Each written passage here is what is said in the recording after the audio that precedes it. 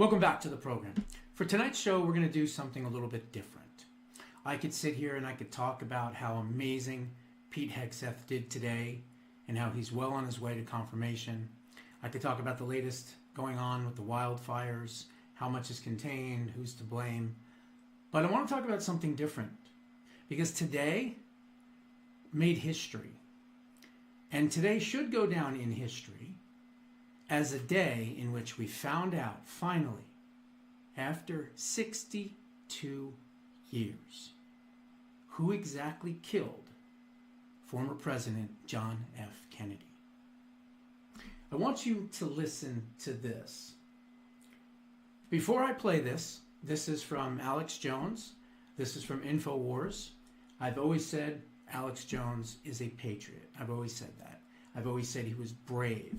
He was iconic. He's an awesome person. I've also said that I never thought that he was 100% accurate. I gave him about an 85%, okay? But this one is true. There's no question in my mind that this is true because I verified it with Roger Stone today. But what this is a never-before-heard audio of former executive director of the Democratic National Committee, an extremely close associate of former Vice President Lyndon Baines Johnson. His name is Clifton Crawford Carter, and he is admitting on tape that Lyndon Baines Johnson, who I have always suspected was part of the assassination, hired a person by the name of Mac Wallace to assassinate John F. Kennedy. Listen close, and if I have to, I'll stop and read the screen if I have to, because it's a little muffled and it's an old recording, and no, it's not AI. It's already been checked by the experts. It's official. It's sure good to see you. How's life treating you today? Well, Saul, it's been pretty touch and go situation. All right, this is going to be really hard to hear. This is where, I miss John all the time, but I really miss John right about now. So I'm going to have to kind of read some of it to you, I guess. So let's see. Sure good to see you. How's life treating you? This is the voice of Billy Soul Estes. How's life treating you today? Well, Saul, it's been a pretty touch and go situation. This is Clifton C. Carter responding. Pretty touch and go situation. Lyndon and I have had quite a few unpleasant words here lately over the deal that, and by the way, I'm not going to do this for 10 minutes, just another minute or so. Over the deal with that he hired Mac Wallace to assassinate the president. Mac Wallace to assassinate the president. It's been hectic in every way.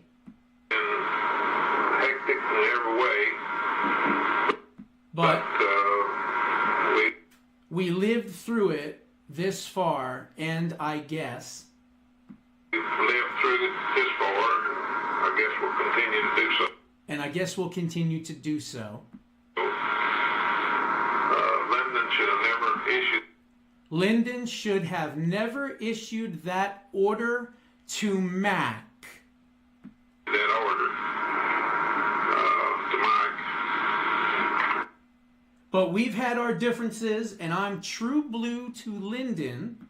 But we've had our differences, and I'm true blue to Lyndon as I've always been, and tried to carry out every order that he's ever given me.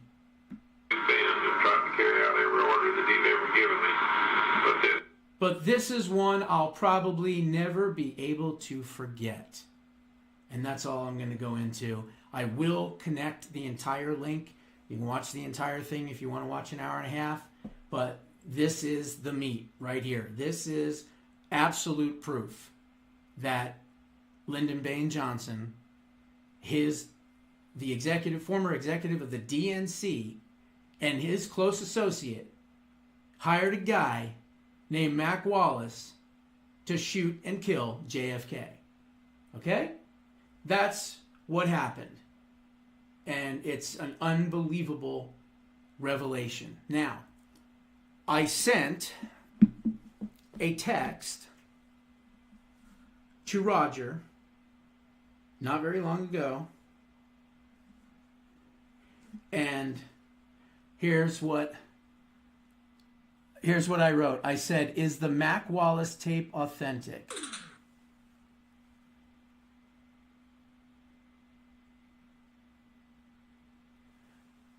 Yes, all that information is in my book. So I do have a couple of questions as an investigative journalist. Why now? Why now? Why is the grandson of the person coming forward to Alex Jones, but not just Alex Jones, others, and he actually takes a little bit of a, I guess he explains a little bit more. I didn't want to do the whole word for word thing. That was an old part, obviously an old recording. So let's listen to the rest, which it comes into focus here in just a second. Is it right here? Yeah, it's like right here. Always say in public that Alex Jones is the most extraordinary person I've ever met. I'll tell you, that fucking guy is right about a lot of shit. Alex Jones has been right a lot of times. Alex has been right on for over a decade. Fluoride, just like Alex Jones was saying, not good. It's crazy. The real war's here with the globalists and Soros and Obama and the New World Order and BlackRock. They've declared war on us, and we accept the challenge. We're taking the country back. AlexJones.network is tomorrow's news today. I'm Shane Stevens, and deacon in a Baptist church, a serial entrepreneur, father of 4 boys, been married for 23 years-ish, and spend most of my time running the businesses here. Any spare time I have, I go out to the ranch and I guide hunts, entertain guests out there. My grandfather on my mother's side, the Estes side of the family, is Billy Saul Estes. And he was engaged in the highest echelons of the political power battles back in the 60s, late 50s and 60s, tied in close with LBJ, and apparently they were involved in some cotton allotment schemes, and apparently he had some tapes discussing the assassination of John F. Kennedy. Cliff Carter was at one point the head of the DNC. Loyal Democrat. He worked with LBJ for a long time. He was one of his bagmen. So him, 2-3 other folks would help to pull in money from the big companies. So like Brown and Root, HB Zachary, Halliburton, all these companies that were kind of set up and ultimately getting contracts from LBJ. And then in turn, they were helping to contribute large amounts of money to LBJ. My granddad died in 2013, and it was a few years after he passed away, so I'm going to guess maybe 2015, 16, somewhere in that time frame. And my Uncle Daryl, he was getting dementia, and he's like, I've got these tapes, and he said that he didn't want to discard them, that he was supposed to know the right time to release them. That time never came. So he passed them on. They ended up coming to me for safekeeping. So this tape was, to the best of my understanding, recorded perhaps 1971 or 2, somewhere in that time frame, just based on what they're talking about, and really based on Cliff Carter's timeline of when he passed away. And it's as plain as day, these two talking very openly about who was involved in the assassination of JFK. So that was, I showed you obviously the original audio first and then the explanation second. Now, I found out some more interesting information. So Clifton Crawford Carter died in 1971 after a mysterious illness. Okay? Remember 1971. Because the guy, Mac Carter, Mac Wallace is his name. right here, also died in 1971. And it says here, and this guy, by the way, is someone that actually killed and murdered somebody before. So it was probably a hired gun.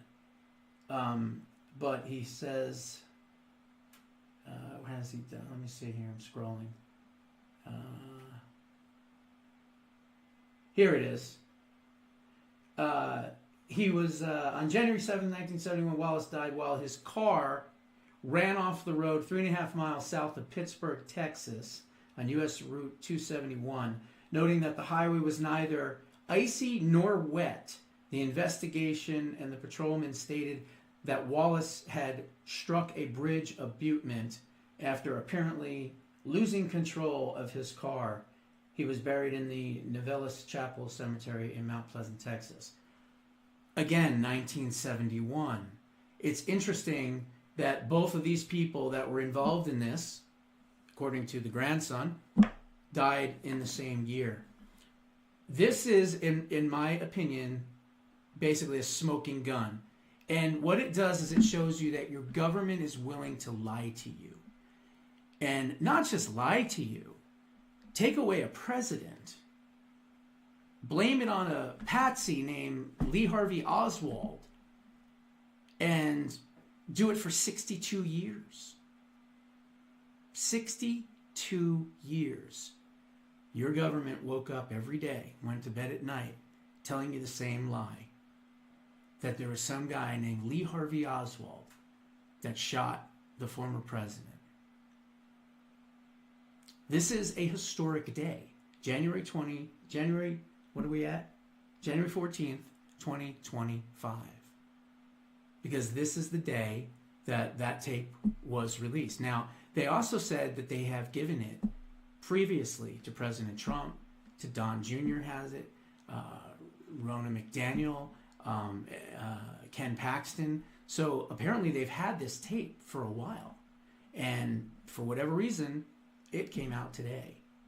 So what else is there, if anything else? When President Trump's inaugurated and he said one of the first things he's going to do is open up the books. Well, it certainly seems as that we've gotten at least a peek at one of the chapters. Those are my thoughts. What are yours? Put them down in the comments below. We'll see you in the next one.